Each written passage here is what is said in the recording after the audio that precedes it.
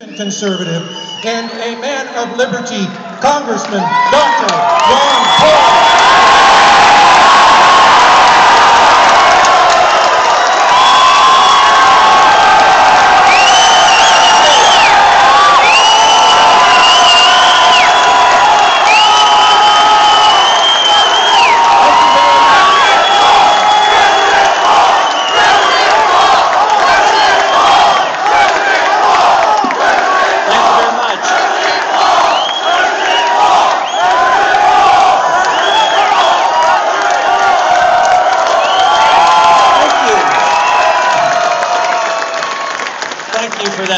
Nice welcome, and John, thank you for that very nice introduction. Before I start, I'd like to introduce my wife of 55 years, Carol, sitting over here.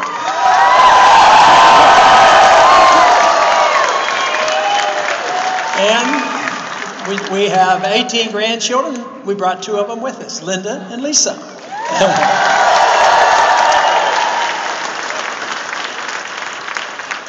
What a wonderful opportunity to come visit with some people who won't be asking me to expand the size of government.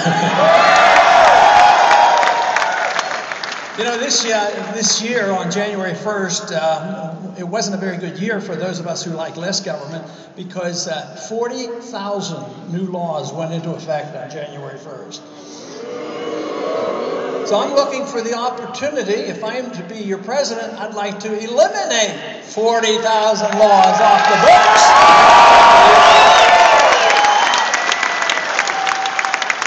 You know, the Federal Register expands exponentially, regardless of who's in office. But I would like to be the very first president that actually shrunk the Federal Register. Of course, to do that, we have to reassess what our government's supposed to be doing. You know, we had a revolution way back because our founders didn't like what the king was doing. And they wanted to shrink the government, and they did. And they said the government should be very limited. And it was to be limited for the sole purpose of protecting our liberty, not to run our lives and spend our money. It was to keep a very small government. If you were to have any government of significance, it would be local. It wouldn't come from the federal government, and it certainly wouldn't come from the United Nations either.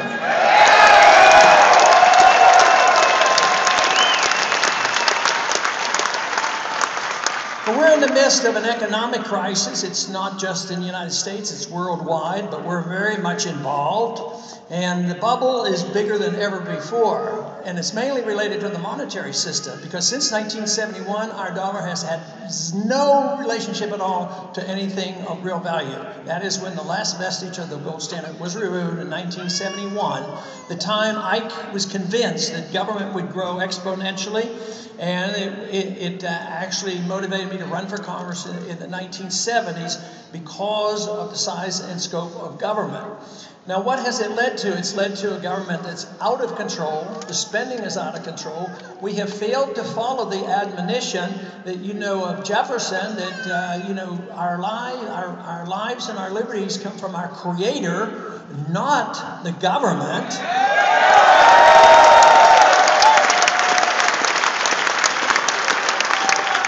And guess what? The consequence of that would be, if we have a right to our lives and a right to our liberty, we're supposed to have a right to the fruits of our labor. That's what we're supposed to have.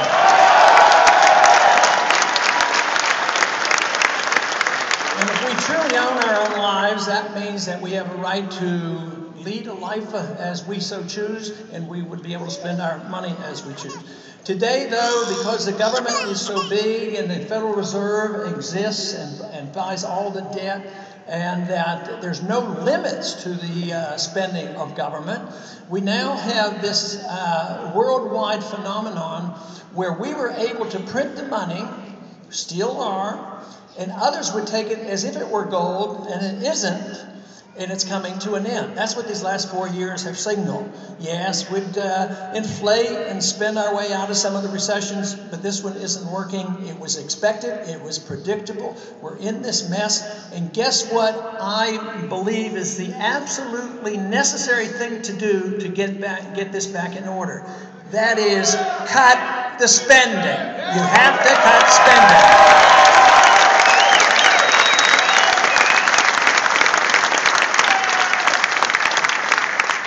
So the first year, I'd like to start off with a token effort at cutting like $1 trillion in 1 year.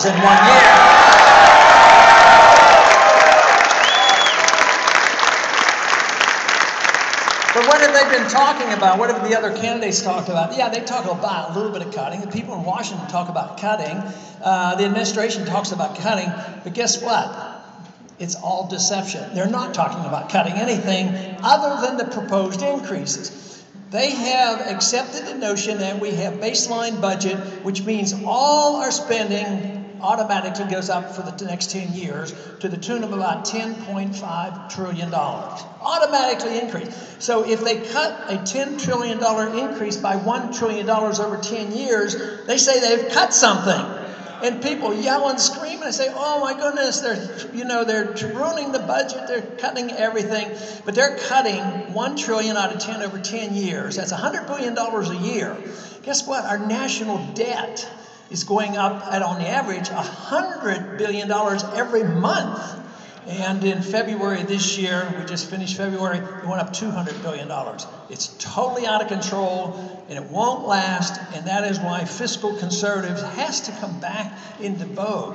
We as Republicans and conservatives have talked about it for a long time, but I don't think we live up to our promises. We've had some chances, but we've expanded the government, and when we've been in charge, the national debt has gone up. We've doubled the size of the Department of Education. Now, I'm all for education, but to tell you what, from my understanding, there is no authority for the Department of Education. That's one of the ones I want to get rid of, Department of Education.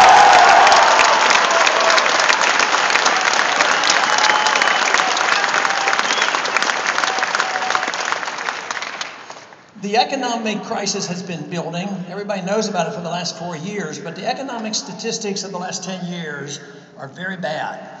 We had 132 million people employed 10 years ago. Guess what we have today? 132 million people employed. Well, that sounds good, yes, except there are 30 million new people in the country, which means that there have been no new jobs for those individuals, and they claim that the unemployment is between 8 and 9%. And most Americans don't quite understand that. How could things be so bad and the unemployment rate, moderately bad? The truth is, it's not 8%. Even if you look at the government statistics and start measuring those people who are underemployed or working 1 day a week, it comes out that the unemployment rate is 16%. Now, if you go to a free market economist who measures unemployment like they did in the past, the real unemployment is now 22%. And this is unsustainable. It just can't work. So the government gets, we get into a recession. Keynesian economics teaches a recession comes because you, the people, won't spend your money. But what if you don't have any money in the bank? What if you've consumed your savings? What if you've maxed out on your credit card? What if you lost your job? And they expect you to spend money. Well, they have a backup plan. Well, if you won't spend the money, because that's the only way you can stimulate an economy, the government is supposed to spend the money.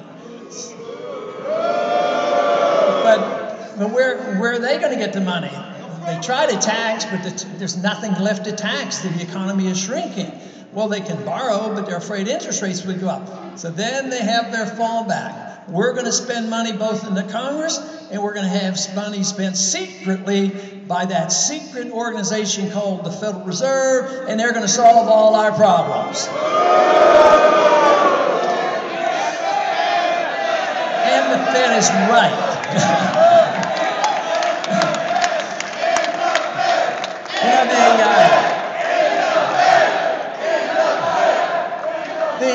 The whole issue of central banking has been debated for a long time, like when Jefferson and Hamilton debated the issue. And they went back and forth. We had a national bank early on, and Jefferson got rid of the first national bank, and Andrew Jackson got rid of the second national bank. So this argument's been going on a long time. But the Constitution, if we had, just a few more people in Washington that actually read the Constitution, they would realize that the founders did their very best in trying to protect us against what was happening today.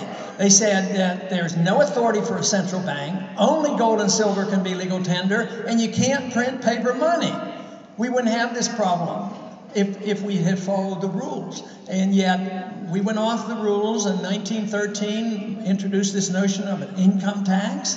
I mean, where'd that idea come from? So you'll know when the Republic has actually been returned to us when we repeal the 16th Amendment. And also next year is the 100th anniversary of the establishment of the Federal Reserve System. And they have the dollar that they inherited in 1913 is now worth about 3 cents. So I would say let's celebrate next year with the passage of repeal the Federal Reserve Act.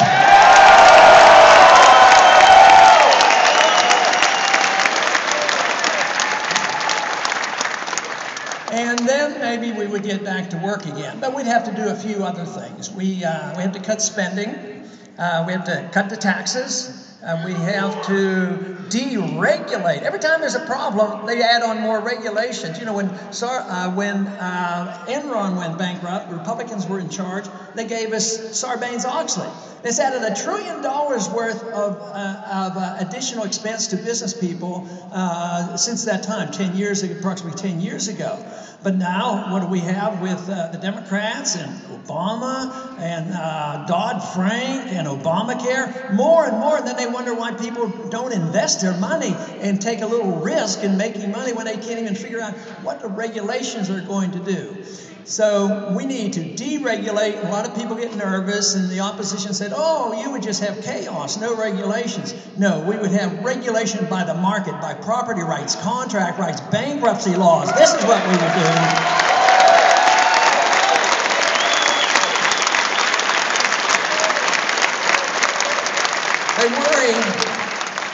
They worried about having a depression, and the bubble was there. It was predictable. The bubble burst, and those who were making a lot of money during the phase, the bubble phase, they're the ones who come screaming to the government and say, we're too big to fail. You have to bail us out or there'll be a depression.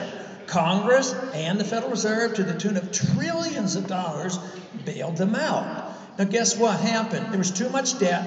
It was worthless. They couldn't sell it or they'd have to go bankrupt. So what happened? The Congress and the Federal Reserve bought up all that wonderful debt and dumped it on the American taxpayer. And that's why we have this burden. So this is a system where if you have the free market, those who get exposed for whatever reason, if they go bankrupt, they should go bankrupt. In order to get growth again, is you have to have a cleansing or an elimination of bad debt. You as an individual, if you're in over your head with debt and you're living way beyond your means, you have to cut back, you have to sell assets, maybe get another job, pay down your debt, and then maybe you'll get healthy growth again.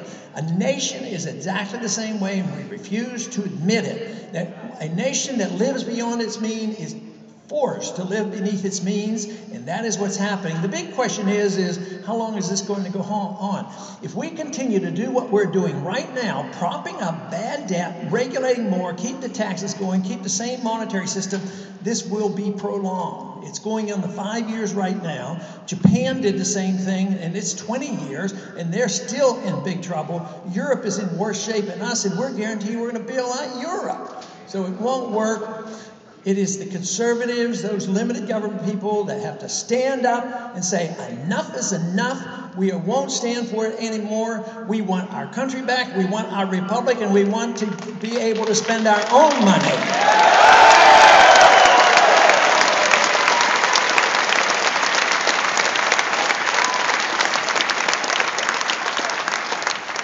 You know, the basis of a free society is respect for life. And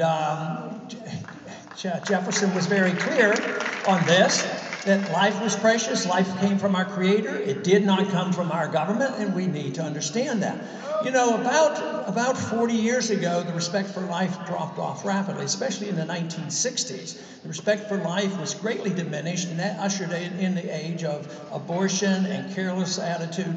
And I have maintained constantly over the many years that to defend liberty, which I do. I defend personal liberty, I defend economic liberty, I defend your right to your life because you have been given your life and your obligation to take care of your life. But if you don't have respect for life, how can you defend liberty? That is the reason that we must assume that the life, the preborn life, has rights just as the born life.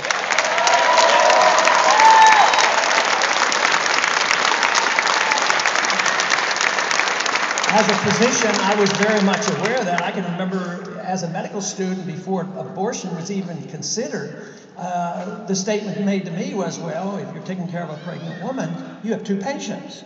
And lo and behold, that's exactly true, because even legally, today, even with all the abortions done, legally I have an obligation. If I give a medication to a mother and hurts the fetus, I'm in big trouble. It's malpractice. So the unborn have rights. They have inheritance rights. They can't be injured. But all of a sudden, it's arbitrary. Oh, we don't want this life, so therefore we can dispose of this life. And I think that we have to have a lot more respect for life. But I'm also convinced that more laws alone won't make the case. The states have the right to write the laws and do what they need to diminish the amount of abortions done. But in the 60s, the laws were very strict. You weren't allowed to do them. But I was doing my training and saw in the same hospital I worked in, they were doing abortions.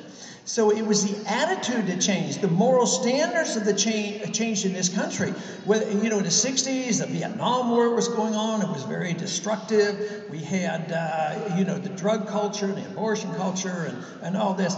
So then the laws were changed in the 70s. So though it might be easy to say, well, just pass more laws, but really there's a lot of responsibility by the individual and the morality of our society that will make the difference.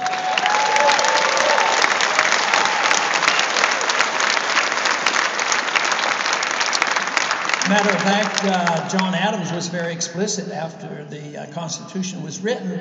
He said that it will only last if the people remain a moral people. The Constitution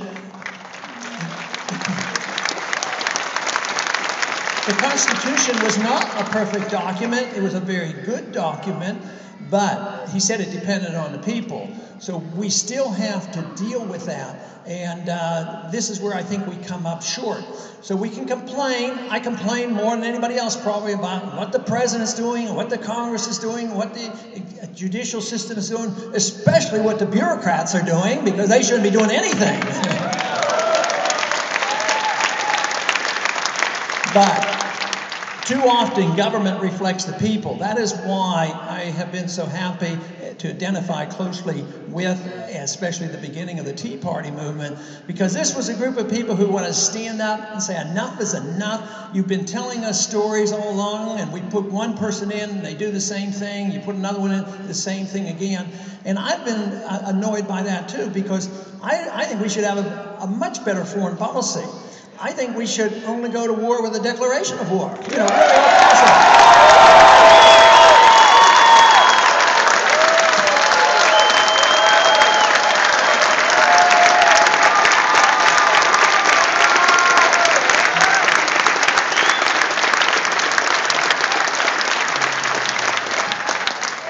But some people think that's pretty old-fashioned, especially this administration. But then again, I guess we can't challenge him, because I would like to see a lot more peace and a lot less war. But since our president has won the Nobel Prize for Peace, I guess we're not allowed to be critical of him.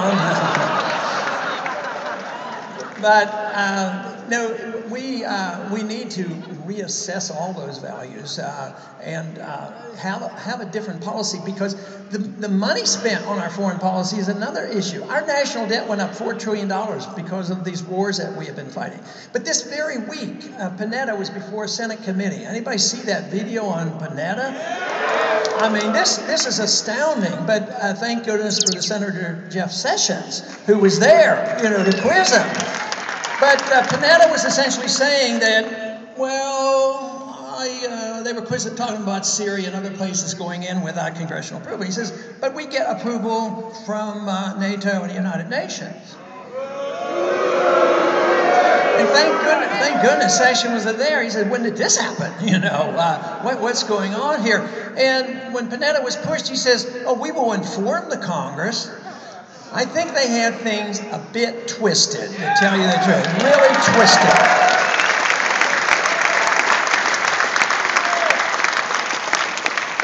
The president is not a dictator. He's not a king. He can't take us to war without a declaration. He shouldn't be declaring that he can kill American citizens, assassinate American citizens either.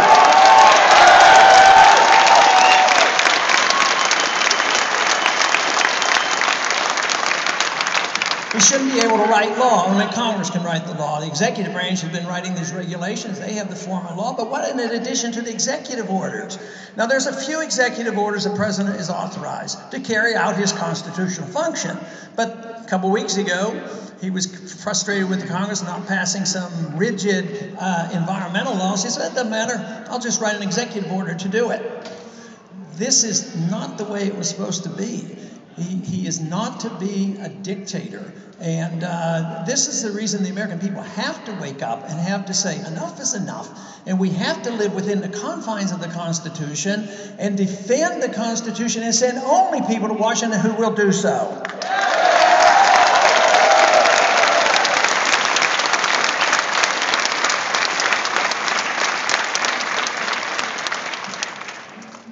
But unfortunately, we keep moving in this in the wrong direction, because even the Congress gave the authority to the president to arrest American citizens now. Arrest American citizens by the U.S. Army. And no charges made, no attorney, no trial, secret prison, indefinite detention for American citizens. The Republic cannot exist without that bill and many others being repealed.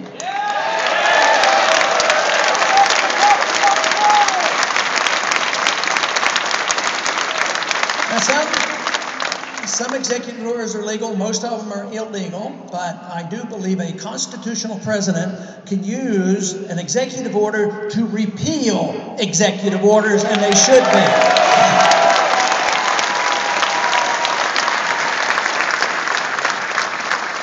But what we're really talking about, and what has led to the Tea Party movement, has been the frustration with the status quo.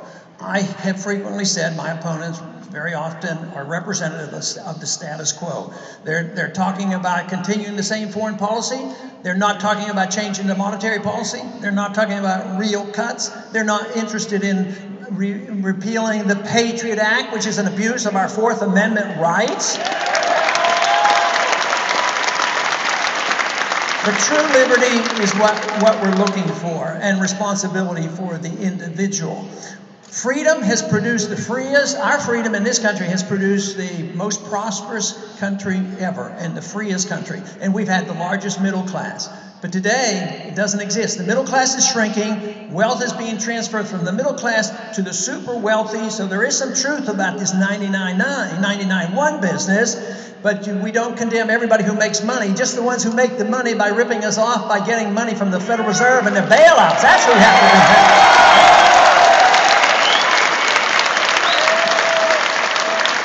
But freedom was tested, it did well, we gave up on it, we became more interested in the materialism that is produced by freedom, and we have lost our way because we're not producers anymore. The jobs have gone overseas, and we are living off debt, so it has to be reassessed. And the experiment of freedom is going to exhaust itself if we continue to do this. And this is the reason that we have to state very clearly what we believe in, and that is our individual freedom. What made America great? The experiment should not die. And for those who tell you you want to go back to the Dark Ages, let them know that the Dark Ages was tyranny and big government. It's been around for 6,000 years. We've only had a small taste of liberty, and we like to taste. We're not going to let it go. We are going to defend the cause of liberty and work for peace and prosperity.